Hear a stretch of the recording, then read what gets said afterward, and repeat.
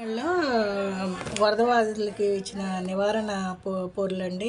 మలిగి సామాన్ అంటే మనం పచారీ సరుకులు అంటారు. ఒక 2 కిలోల బియ్యం అండి, 100 గ్రాముల చింతపండు, 1 కిలో చక్కెర, 1 కిలో గోధుమ పిండి, ఒక అర కిలో వచ్చి ఉప్మా రవ్వ, ఒక అర కిలో కందిపప్పు, ఒక పావలా చాక్లెట్లు ఒక 3, ఒక ఉప్పు ప్యాకెటు, ఒక టీ పొడి ఒక 100 గ్రాములు, పసుపు ఒక 100 గ్రాములు అండి, కారం ఒక 100 గ్రాములు అండి.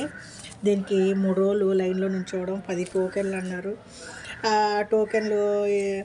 టోకెన్ సంగతి ఏమోనండి, ఒక్కొక్కరు 2 బాక్సులు వేసుకుపోతున్నారు. ఒక టోకెన్కి 1 బాక్స్ అన్నారు.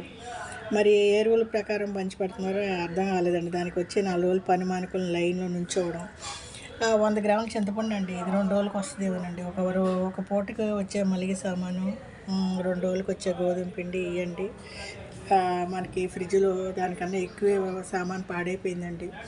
4 రోజులు కరెంట్ లేక మనకి ఫ్రిడ్జ్లో దాచుకున్న ఫుడ్డు, పాడైపోయిన వస్తువులు, ఇళ్ళల్లోకి నీళ్ళు వచ్చి పాడైపోయిన వస్తువుల ముందు ఇది పెద్ద మనసుకి ఏం తృప్తిగా లేదండి. ఏ గవర్నమెంట్ ఎవరిని తృప్తిపరచలేదు అనుకోకండి. ఇచ్చే దాంట్లోకి ఇంకా కొంచెం బెటర్గా కూడా ఇవ్వచ్చు. ఒక 300కి ఉంటుందేమోనండి, నాకు తెలిసి ఒక 300కి ఉంటుంది. చూసారా, చింతపండు 100 గ్రాముల చింతపండు ఎన్ని పూటలు తినొచ్చారండి వాళ్ళు ఇచ్చేది. దానికోసం 4-5 రోజులు లైన్లో నుంచి తిరగడం అండి. ఇదండి వరద నివారణ సామాను తమిళనాడు.